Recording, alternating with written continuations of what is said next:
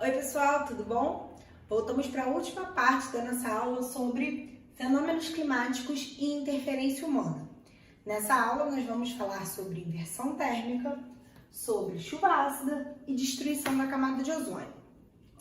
A inversão térmica, ela não é um fenômeno causado pelo homem, ou seja, ela ocorre independente da ação humana. Todavia, a gente percebe que algumas atividades antrópicas acabam influenciando e gerando algum tipo de complicação para esse quadro de inversão térmica que nós vamos ver agora. A primeira coisa que eu vou fazer é caracterizar esse fenômeno para vocês. Em que condições esse fenômeno ocorre?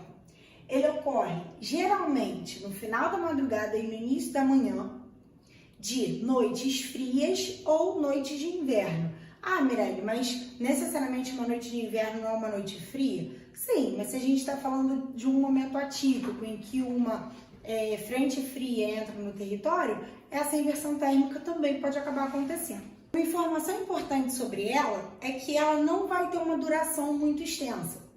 A inversão térmica, ela vai durar na faixa de algumas horas e ela vai ter uma atuação local.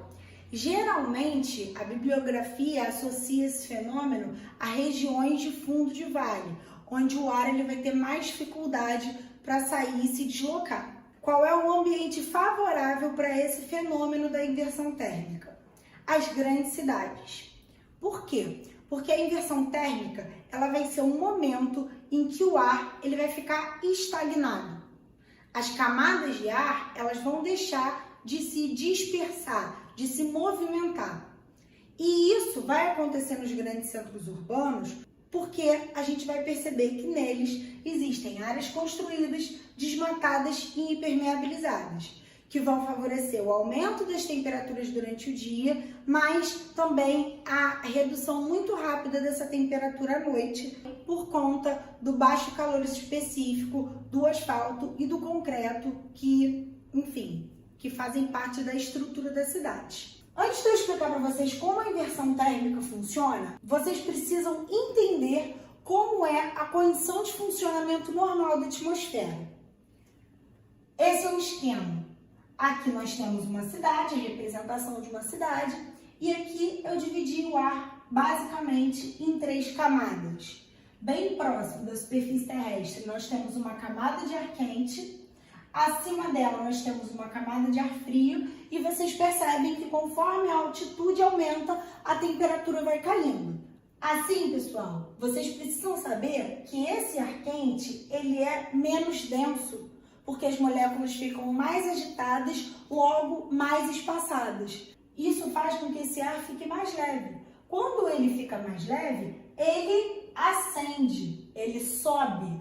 Só que ao subir, ele vai chegando nas camadas mais altas da atmosfera, ele vai ganhando altitude e ao ganhar altitude ele resfria. Quando ele resfria, ele fica mais denso, logo mais pesado e desce. Esse movimento circular que vocês estão vendo aqui, de ascensão do ar quente e descida do ar frio, vai ocorrer o dia inteiro. E qual é o nome desse movimento? Movimento convectivo do ar. Qual é a importância desse movimento convectivo do ar?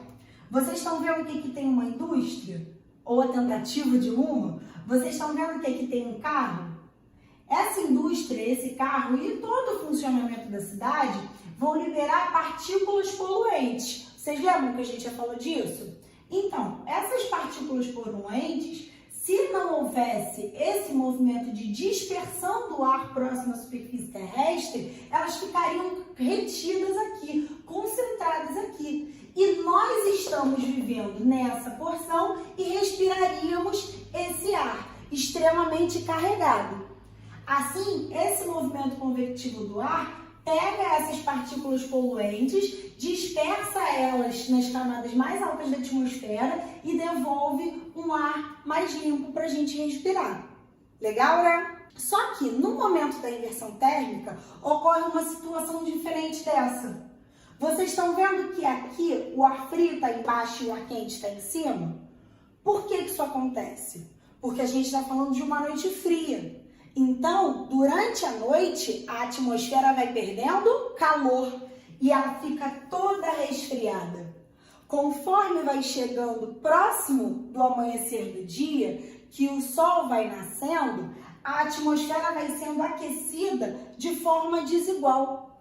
E aí, existem algumas situações em que camadas superiores ficam aquecidas, enquanto as camadas de baixo ainda estão frias.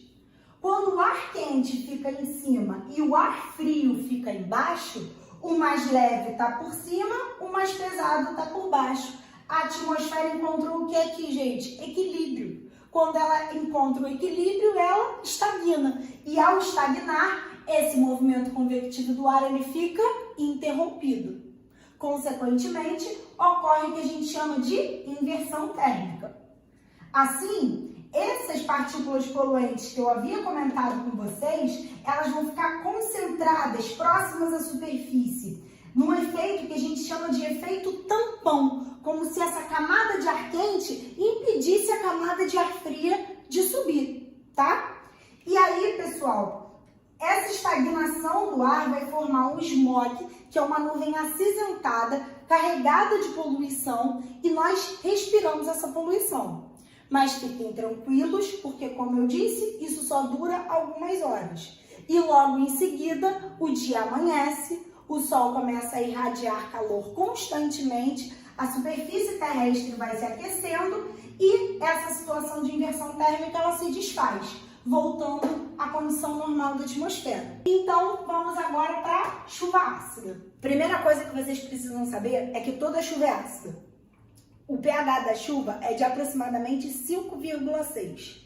Só que esse evento que a gente vai chamar de chuva ácida, ele vai ter um pH menor do que 5,6.